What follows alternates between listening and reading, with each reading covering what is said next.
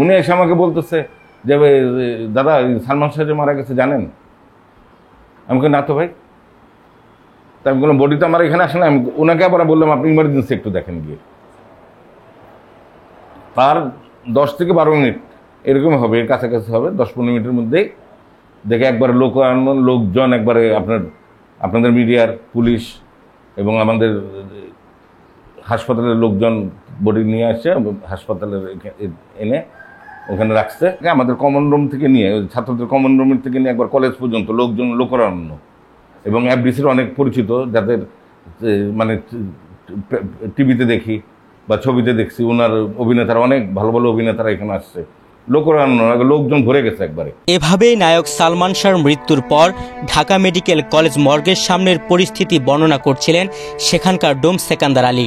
ময়না তদন্তের জন্য নিজের হাতে জনপ্রিয় ওই নায়কের লাশ কেটেছিলেন তিনি। এফডিসির অনেক পরিচিত, যাদের মানে টিভিতে দেখি বা ছবিতে দেখছি, ওনার অভিনেতারা, অনেক ভালো ভালো অভিনেতারা এখানে আসছে, লোকজন ভরে গেছে একবারে। পদ্মা সেতু, মেট্রো রেল এবং এলিভেটেড এক্সপ্রেসওয়ে নির্মাণের গর্বিত অংশীদার বসুন্ধরা সিমেন্ট। মানে লোকজন যখন আমরা কাজ করতেছি জানলা খুলে দিতেছে, ভিতরে ঢুকে যেতে চাইতেছে, এই অবস্থা। কাজ করতে গিয়ে অনেক ব্যাঘাত ঘটছে, লোকজন ভরা তো।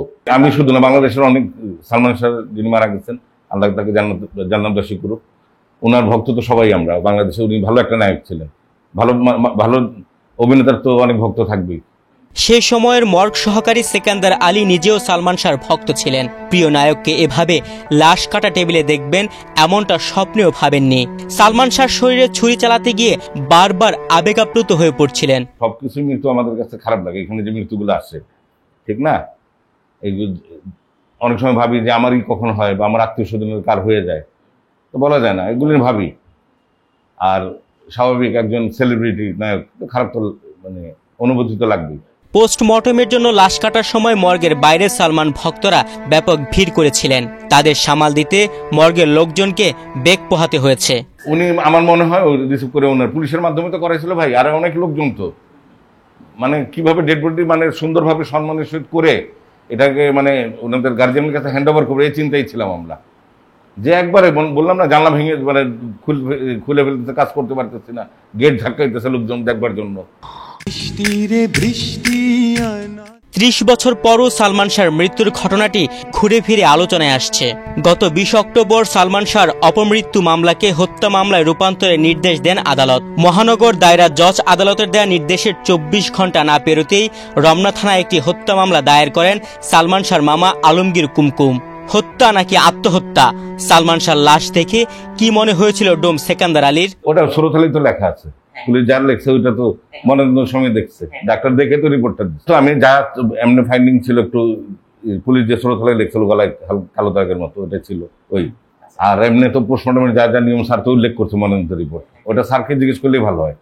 যেহেতু আমি তো মানে আমাদের মানে আবারও খোলা বলি, আমাদের যতটুকু কাজ মনোরঞ্জন করা, ডাক্তার সাহেবকে সহযোগিতা করা, সহযোগিতার মাধ্যমে। আমি তো আর রিপোর্ট লেখার মালিক আমি না, যা যা পাইছে ওটা স্যার থেকে জিজ্ঞেস করলেই ভালো হয়।